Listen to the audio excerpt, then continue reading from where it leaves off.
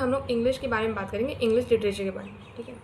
आप किसी भी स्ट्रीम से क्यों ना हो, ये तो आपको पता ही होगा कि इंग्लिश एक मैंडेटरी सब्जेक्ट है आईसी में। आपके जब आपके मार्क्स कैलकुलेट होंगे तो उसमें इंग्लिश के मार्क्स कैलकुलेट करना मैंडेटरी है। तो सबको पोर्शन तो पता ही होगा, क्लास 12 2027 आईसी के लिए क्या पोर्शन है इंग्लिश लिटरेचर का। और जिसको नहीं पता है वो इसका स्क्रीनशॉट ले सकते हैं। तो सबसे फर्स्ट थिंग इसकी बात करते हैं कि इंग्लिश को कैसे मैनेज करें, क्योंकि वैसे भी डोमेन्स को भी पढ़ना होता है, तो इंग्लिश को कैसे मैनेज करें।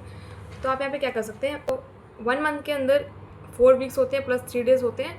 तो आप जैसे कि 1 मंथ में अगर आप 1 चैप्टर 1 पोएम और मैकबेथ के कुछ सीन्स कंप्लीट कर रहे हैं, ठीक है, तो 1 मंथ के अंदर 4 वीक्स में आप उसको डिवाइड कर दीजिए कि जिस दिन जब भी आपके पास ज़्यादा समय हो आप उस तरह से अपने टाइम टेबल को मैनेज कर सकते हैं। अगर इसी तरह से आप चलेंगे तो 1 मंथ के अंदर आपका 1 चैप्टर 1 पोएम मैकबेथ का कोई भी सीन कंप्लीट हो जाएगा। तो 5 मंथ्स के अंदर आपका इंग्लिश का पोर्शन कंप्लीट हो जाएगा, क्योंकि आपको 5 पोएम्स 5 चैप्टर्स और 3 एक्ट्स कंप्लीट करने हैं। अगर आप मैकबेथ पढ़ रहे हैं तो उसमें बहुत सारे सीन्स है, कुछ तो बहुत छोटे सीन्स होंगे और कुछ सीन बहुत बड़े होंगे, कुछ इंपॉर्टेंट सीन्स होंगे और कुछ सीन बस ऐसे रीड करने वाले ही होंगे। तो उस हिसाब से जिससे जो सीन को ज़्यादा टाइम डिवोट करना है उस हिसाब से अपना टाइम टेबल उसी अकॉर्डिंग अपने टाइम टेबल को आप मैनेज कर सकते हैं। और फिर उसके बाद बात करते हैं second topic, that is revision. अगर आज आप कोई चैप्टर पढ़ रहे हैं इंग्लिश का, मान लीजिए आपने आज पढ़ा कुकी लेडी, तो एग्ज़ाम के एक दिन पहले अगर आपने बीच में बिल्कुल भी रिवाइज़ नहीं कर रहे, आप ये सोच रहे हैं कि आज पढ़ लेते हैं ख़त्म करते हैं, और बीच में बिल्कुल भी रिवाइज़ नहीं कर रहे हैं, तो एग्ज़ाम के एक दिन पहले आपको स्टोरी तो याद रहेगी, पर जो मेन कीवर्ड्स हैं, जो मेन प्लॉट्स हैं, जो मेन चीज़ें उसमें हैं, वो सब शायद ही आपको याद होगा। तो इस सब चीज़ के बचने के लिए आपको बीच में इंग्लिश को रिविज़न भी करते रहना है। तो इसके लिए क्या कर सकते हैं आप, जैसे कि आपने चैप्टर 12 पढ़ा द कुकी लेडी, उसके जितने भी इंपॉर्टेंट कीवर्ड्स हैं, जितने भी इंपॉर्टेंट थीम्स हैं, मैसेज है उस स्टोरी का, या फिर जितने भी क्वेश्चंस बन सकते हैं उसके, उन सारे क्वेश्चंस को आप लिख सकते हैं, कीवर्ड्स की तरफ लिख सकते हैं, उसको बार बार रिवाइज़ कर सकते हैं। इसके कारण क्या होगा कि आप दिन पहले आपको ऐसा नहीं लगेगा कि आपने कुछ पढ़ा ही नहीं है। अगर आप बीच बीच में सब रिवाइज़ करते रहेंगे तो लास्ट दिन आपको बस पढ़ना ही होगा, क्योंकि आपको तो ऑलरेडी सब रिवाइज़ होगा ही, सब पढ़ा हुआ ही होगा। तो आप में ज़्यादा प्रेशर नहीं होगा आप में कि आपको फिर से सब कुछ पढ़ना है, ऐसा कुछ लेके जैसे लगेगा कि आज ही किताब खोलिए, ऐसा वाला कोई मोमेंट नहीं होगा आपके साथ अगर आप उसको बीच बीच में रिवाइज़ करते रहते हैं तो। एंड थर्ड इज़ की कीवर्ड्स। देखिए सब आपको बोलते हैं कि एग्ज़ाम में कीवर्ड्स इंक्लूड करिए। कीवर्ड्स इंक्लूड करने से क्या होता है कि एग्जामिनर को पता चलता है कि इस बच्चे ने चैप्टर को पढ़ा है और वो आपको इजीली मार्क्स दे देते हैं।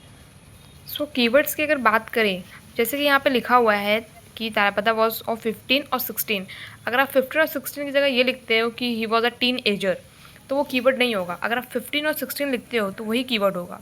जैसे कि अगर आप यहाँ लिखा हुआ है फेयर स्किन बॉय, तो अगर आप फेयर स्किन बॉय की जगह लिखते हो वाइट कॉम्प्लेक्शन था तारापदा का, तो वो कीवर्ड नहीं होगा।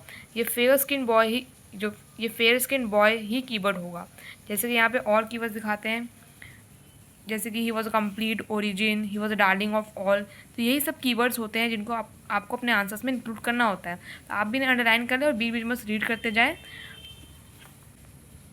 इसी तरह से आप हर एक चैप्टर्स की लिस्ट ऑफ कीवर्ड्स बना सकते हैं और उसको बीच बीच में पढ़ते रहिए। वैसे आप मैकबेथ के भी सेम कर सकते हैं, ठीक है। और यहाँ पे एक और चीज़ कि जिन बच्चों को मैकबेथ समझ नहीं आती, क्यों, देखिए अगर आपको मैकबेथ समझ में नहीं आ रही, हो सकती है आपने बुक गलत ले लियो।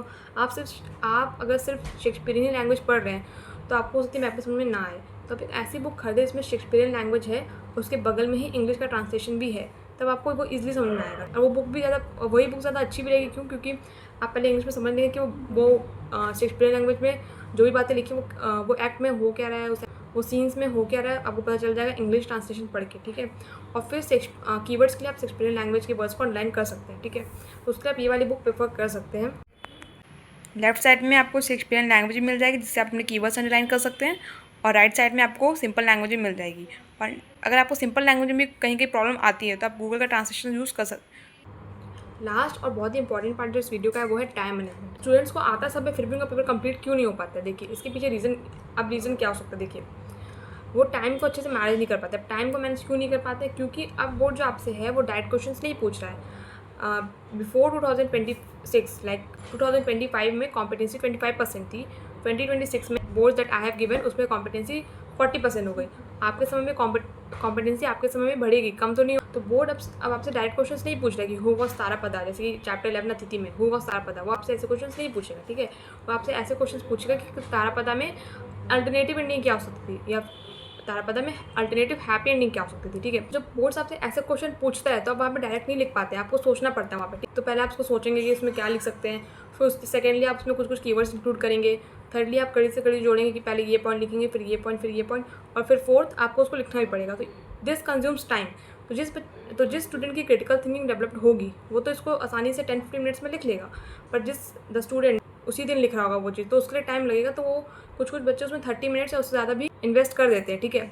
सो इस प्रॉब्लम से बचने के लिए एक ही सोल्यूशन है कि आप क्वेश्चंस की प्रैक्टिस करिए। अगर आपको पता करना है कि आपको कितना टाइम लगेगा, तो जो भी चैप्टर अभी तक हमने पढ़ लिया है उसका कोई भी PYQ का या स्पेसिमेन पेपर का क्वेश्चन आप सॉल्व करिए टाइमर लगा के, और वर्ड लिमिट तक की लिखने की कोशिश करिए, ठीक है। क्योंकि अगर वर्ड लिमिट से ज़्यादा लिखेंगे तो कोई बेनिफिट तो होता नहीं है, मिस्टेक्स भरती हैं और मार्क एग्जाम में पढ़ते भी नहीं है वहाँ तक, ठीक है। और वर्ड लिमिट से कम लिखते हैं तो मार्क्स डिडक्ट होते हैं, तो वर्ड लिमिट के आसपास ही लिखने की कोशिश करिए। सो जब आप टाइमर लगा कर लिखेंगे तो आपको पता चलेगा कि आप कितना टाइम कंज्यूम करेंगे। अगर आपका टाइम हो सकता है कि आपको 30 मिनट्स, 35 मिनट्स, 40 मिनट्स से उससे ज़्यादा भी लग रहा हो, तो अभी भले ज़्यादा टाइम लगेगा, पर जैसे जैसे आप प्रैक्टिस करेंगे वो टाइम धीरे करते करते रिड्यूस हो जाएगा और 10-15 मिनट्स में ही आ जाएगा, ठीक है।